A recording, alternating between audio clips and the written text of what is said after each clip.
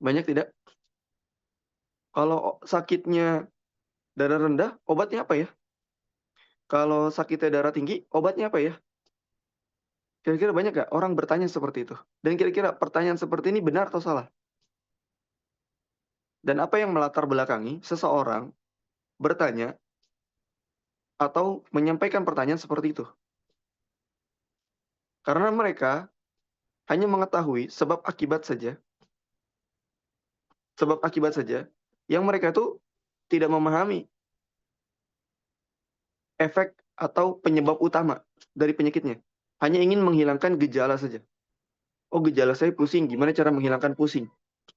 Oh, gejala saya berat di pundak, gimana cara saya itu menghilangkan berat di pundak? Hanya itu saja. Tapi tidak diketahui sebab utamanya itu apa.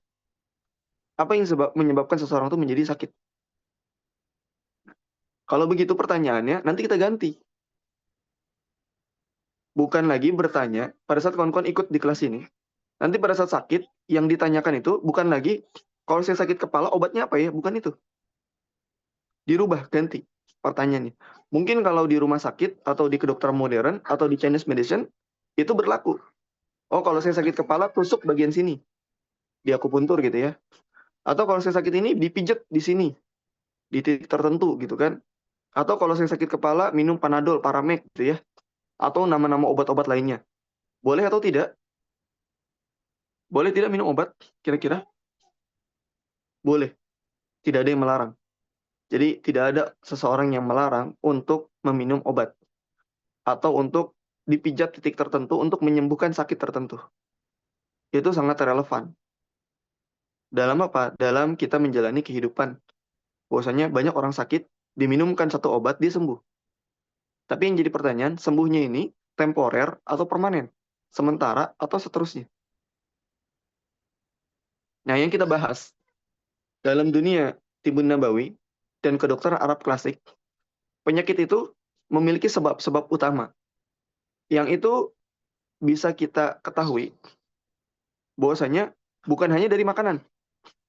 Ada seseorang itu sakit dari perasaan, kedua dari pikiran, ketiga dari kondisi tubuh, kurang olahraga atau terlalu banyak aktivitasnya, gitu ya. Berikutnya apa lagi? Tadi pola makan, salah pola makannya gitu ya. Makan makanan yang tidak mengandung gizi yang cukup atau tidak ada kebaikan dari makanan-makanan tersebut. Karena makanan ini mengandung banyak zat kimia atau kebanyakan karbo, tidak ada proteinnya, tidak ada vitaminnya, tidak ada mineralnya gitu ya. Nah, ini bentuk-bentuk di mana kita memahami bahwasanya penyakit itu sebabnya tuh ada banyak.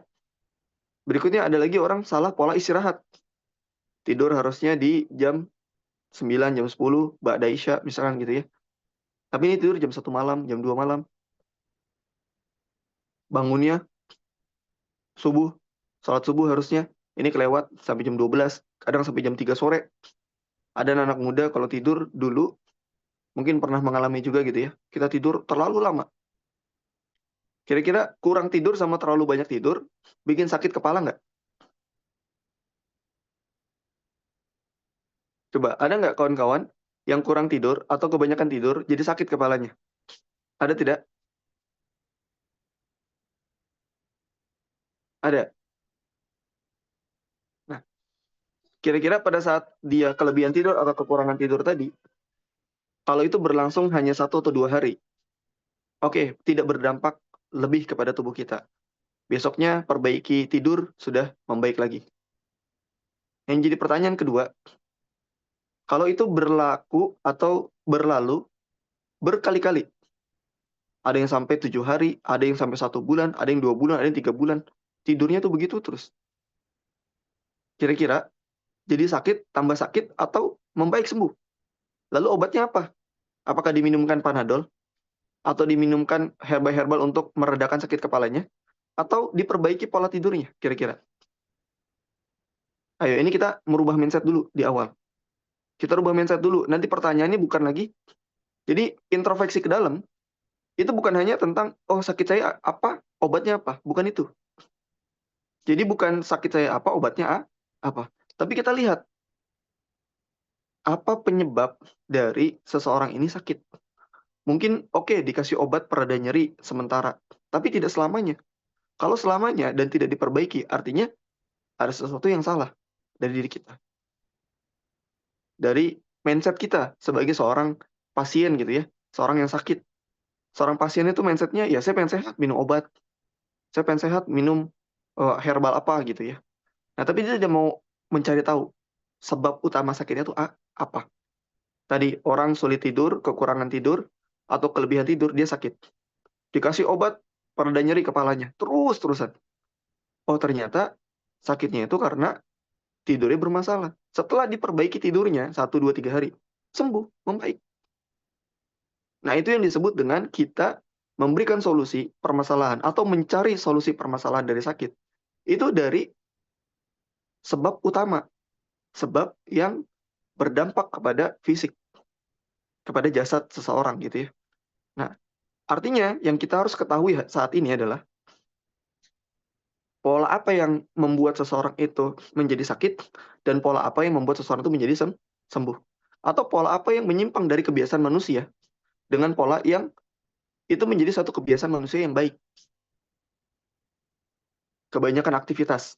Kira-kira itu kalau secara naluriah kita sebagai manusia, kebanyakan aktivitas gitu ya, nggak ada istirahatnya. Pergi ke sana, pergi ke sini, terusnya banyak memikirkan pekerjaan dan yang lainnya, lupa istirahat gitu ya.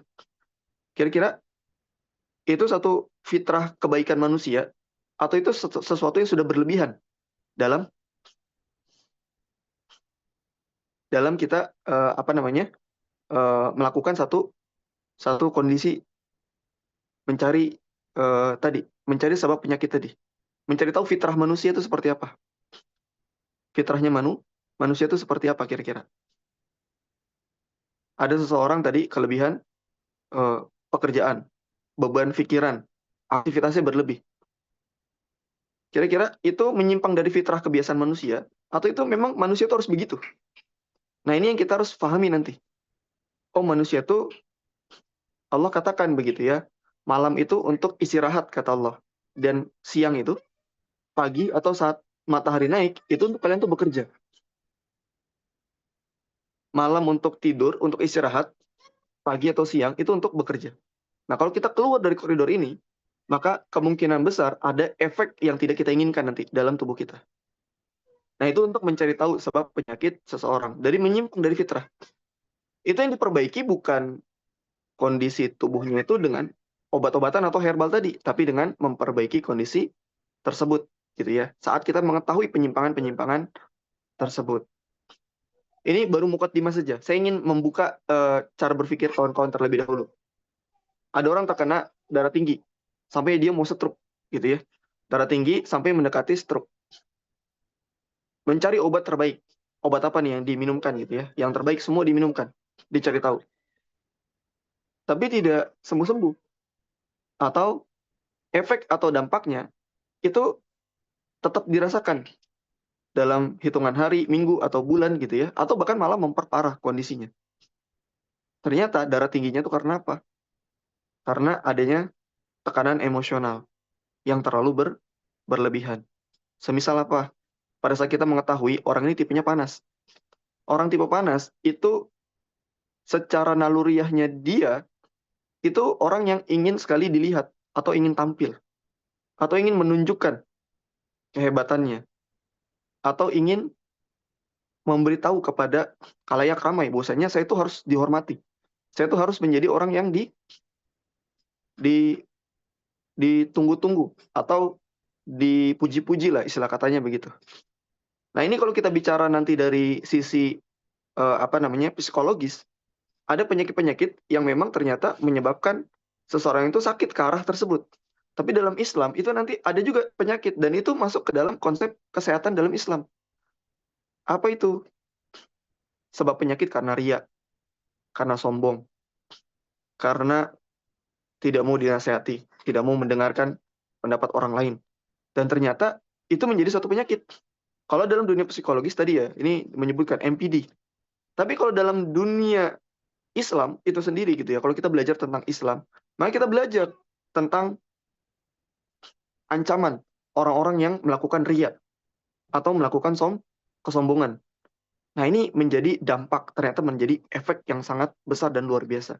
Maka betapa banyak orang-orang yang ikut kajian, setelah dia keluar dari kajian, dia sembuh dari penyakitnya. Kenapa? Karena dia memahami tentang ilmu tersebut.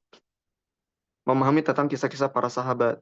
Kira kisah-kisah orang-orang yang sudah Allah lenyapkan di dunia ini. Karena kesombongannya, karena keangkuhannya.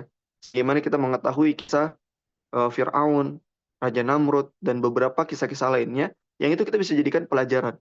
Termasuk kisah Korun, gitu ya.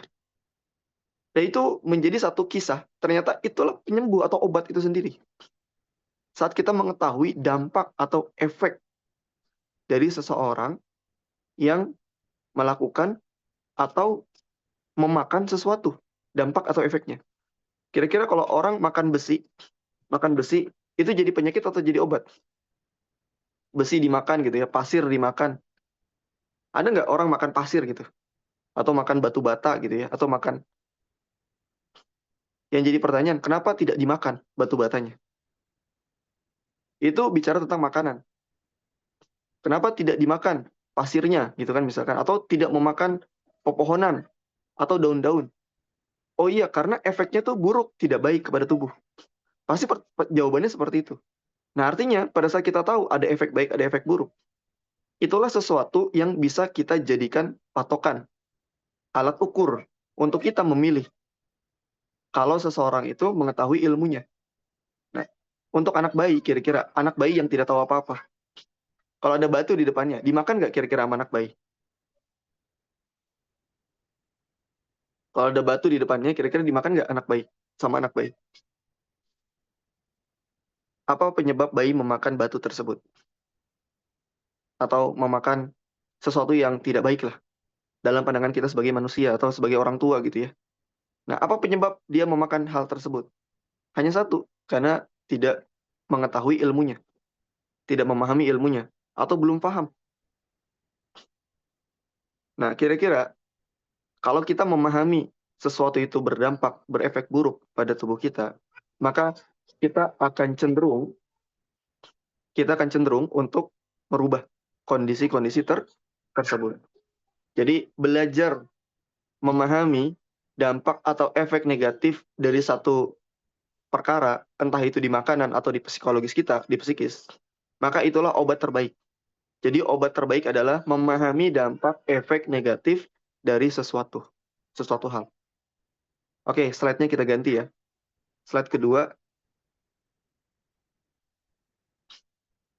Nah, di ilmu pengantar Tibun Nabawi dan kedokteran Arab Klasik ini, eh, yang pertama, selamat datang dalam perjalanan mengenal ilmu pengobatan Islam berdasarkan Al-Quran maupun Sunnah Nabi Muhammad SAW. Di kelas pengantar ini, kita akan memperkenalkan konsep dasar dari Tibun Nabawi dan kedokteran Arab Klasik yang telah menjadi warisan keilmuan Islam selama berabad-abad, dari dulu sampai sekarang. Jadi, ilmu tentang mizas tubuh ini, itu bukan ilmu yang baru, tapi ilmu yang sudah berlalu dari ribuan tahun yang lalu.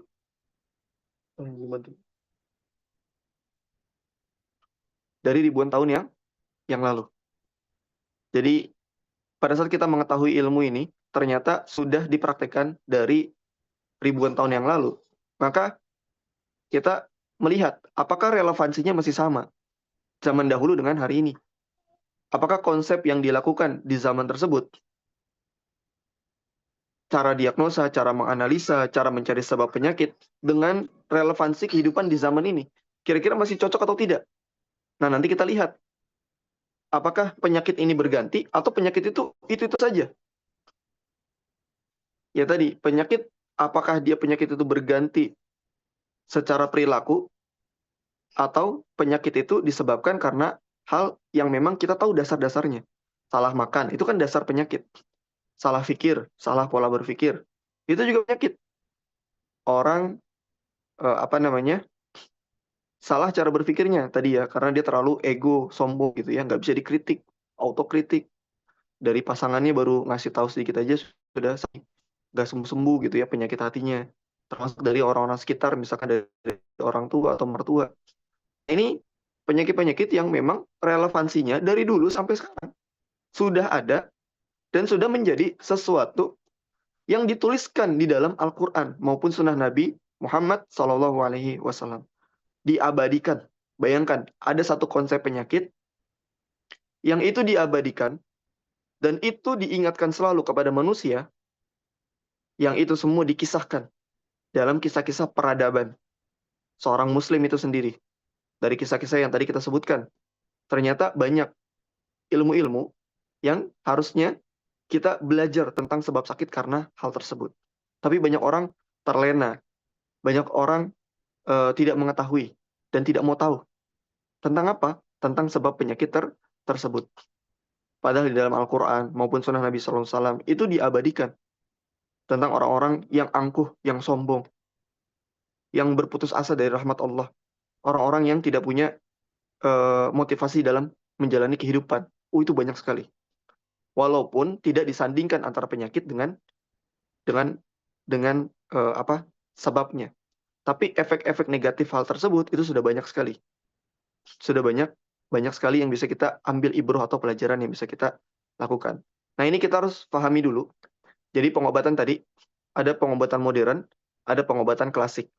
Dari sisi pengobatan modern, mungkin kita tidak harus bahas lebih jauh. Hanya saja pengobatan modern itu lebih kepada menghilangkan gejala atau rasa sakit yang sedang dirasakan. Tapi kalau dari sisi kedokteran klasik, itu lebih mencari tahu sebab utama sakitnya itu dari apa dan kenapa. Dari apa dan kenapa. Nah, ini yang kita pahami dari dua konsep tersebut. Dari sisi klasik, itu kita cari tahu dulu. Gaya hidup, pola hidup, yang gitu ya. Berikutnya, slide berikutnya. Lanjut.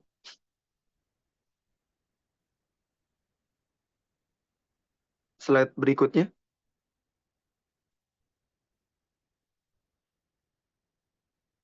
Slide-nya sudah berganti atau belum?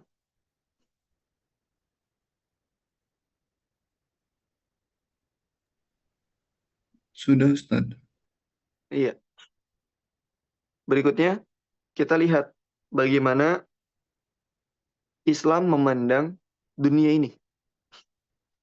Supaya kita memiliki semangat dalam menjalani kehidupan. Tidak berputus asa.